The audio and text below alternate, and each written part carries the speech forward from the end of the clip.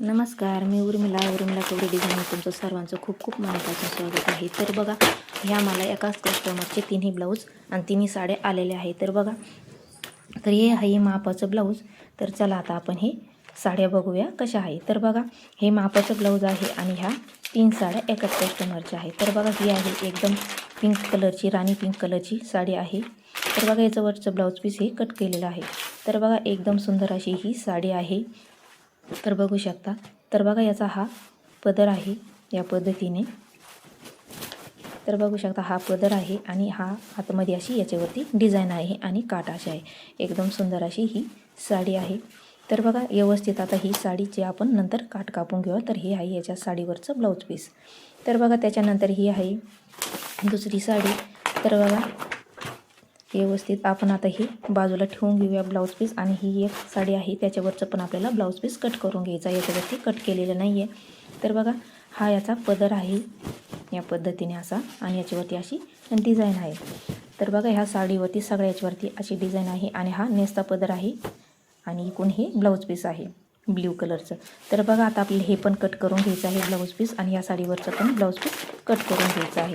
तर बघा, मी आल्यापासून म्हणजे या घड्या वगैरे अजून खोलल्या नव्हत्या. तर बघा, आत्ताच ह्या खोलून बघत आहे. तर बघा, हे पदर आहे या साडीवरचा आणि याला असे, ह्या पदराला असे या पद्धतीने गोंडे आहे या पद्धतीने. तर बघा, सुंदर अशी साडी आहे. याच्यावरती अशी डिझाईन आहे मोराची आणि काठ पण असे एकदम सुंदर आहे.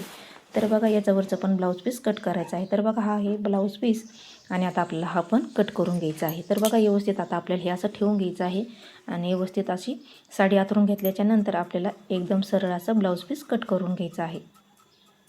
तर बघा, व्यवस्थित असा ब्लाऊज पीस कट करून घ्यायचा आहे. म्हणजे आपल्याला जेव्हा पिको करायचं आहे तेव्हा पण आपल्याला एकदम सोपं जातं. म्हणजे परत आपल्याला कट करायची गरज पडत नाही. तर बघा, व्यवस्थित आता हे कट करून झालेलं आहे. आणि त्याच्यानंतर आता आपण दुसऱ्या साडीवरचं पण ब्लाऊज पीस कट करून घेऊया. तर बघा, याचा पण एकदम असं एकदम ताट आपल्याला साडी अशी आथरून घ्यायची आहे आणि ब्लाऊज पीस कट करून घ्यायचा आहे. तर बघा, याच्यावरती घड्या पडलेल्या आहे. तर व्यवस्थित आपल्याला हे आथरून घ्यायचं आहे सरळ आणि हे ब्लाऊज पीस कट करायचं आहे. तर बघा, ब्लाऊज पीस कट करून झाल्याच्या नंतर व्यवस्थित याची पण आपल्याला बाजूला घडी घालून ठेवून द्यायची आहे. म्हणजे जेव्हा आपण पिको फॉल करायचा आहे तेव्हा आपल्याला परत हे कट करायची गरज पडणार नाही. तर बघा, व्यवस्थित आता आपला हा ब्लाऊज पीस पण कट करून झालेला आहे. तर बघा, तिन्ही साडीवरचा मी अस्तर पण काढून घेतलेलं आहे आणि फॉल पण काढून घेतलेले आहे तिन्हीचे पण. तर बघा, अस्तर मीच वापरीत असते आणि फॉल पण.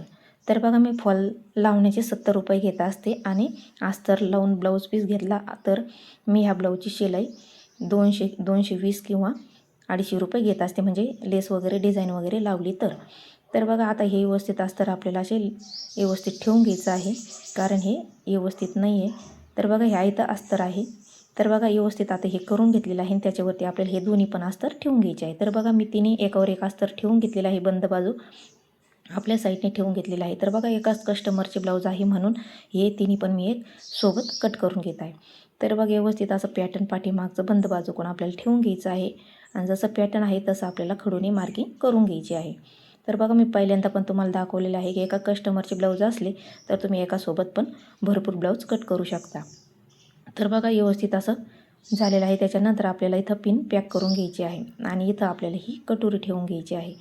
तर बघा, या ब्लाऊजची फिटिंग 10 वरती आहे आणि त्याच्यामध्ये 1.5 इंच प्लस मिळून घ्यायचं आहे. तर बघा, या पद्धतीने हे पॅटर्न त्याच कस्टमरचं आहे. म्हणजे तुम्हाला मी पहिलं पण सांगितलेलं आहे, ज्या कस्टमरचं ब्लाऊज काही माझ्याकडे येत असते ते पॅटर्न मी कट करून ठेवत असते आणि त्याच्यावरती नाव टाकून ठेवत असते. म्हणजे जेव्हा त्यांचे ब्लाऊज परत येतील तर मग आपल्याला हे पॅटर्न घेऊन परत आपल्याला कट करता येते. म्हणजे आपला टाईम पण वाचतो, पॅटर्न आपला काढलेला असतं म्हणून.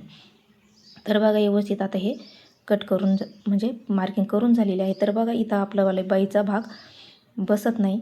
तर बघा, एवढा भाग जो बसत नाही त्याला आपल्याला ह्या जॉईंट देऊन घ्यायचा आहे. तर बघा, ह्या ब्लाऊज पिसामध्ये अस्तरमध्ये बसलेलं नाही आहे तर आपण विदाऊट दुसरा घेणार आहोत. तर बघा, मी इथं असं मुडपून घेतलेलं आहे बाईचं कापड आणि हे आपण दुसऱ्या याच्यावरती काढून घेणार आहोत. तर बघा, हे त्याच्यासाठी मी कापड घेतलेलं आहे आणि इथं घ्यायची आपल्याला क्रॉसपट्टी काढून. तर बघा, क्रॉसपट्टी पण आपल्याला सोबतच तिन्ही पण व्यवस्थित काढून घ्यायची आहे.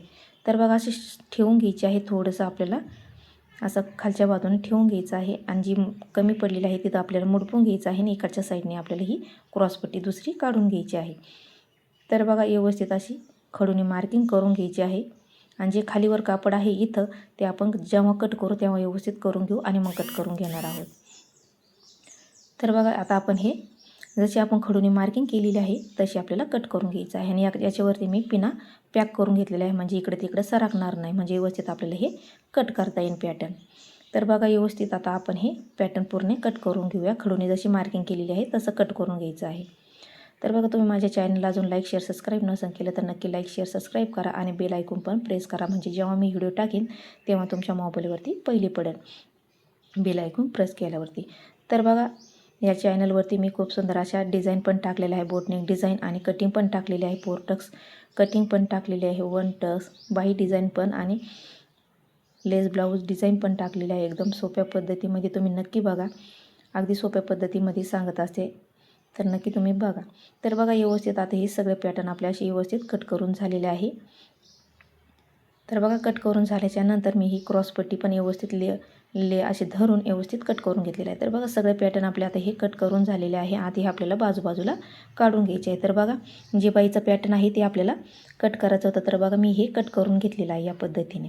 तर बघा विदाऊट आहे पण आतमधून अस्तर आहे त्याच्यामुळे हे दिसणार नाही, कारण ज्या कापडामध्ये पुरलं नव्हतं म्हणून मी थोडं विदाऊट कापड घेतलेलं आहे अस्तरचं. तर बघा त्याच्यानंतर आता हे पॅटर्न मी बाजूबाजूला करून घेते आणि नंतर आपल्याला हे जे ब्लाऊज पीस आहे ते आपल्याला बाजूबाजूला कट करून घ्यायचे आहे.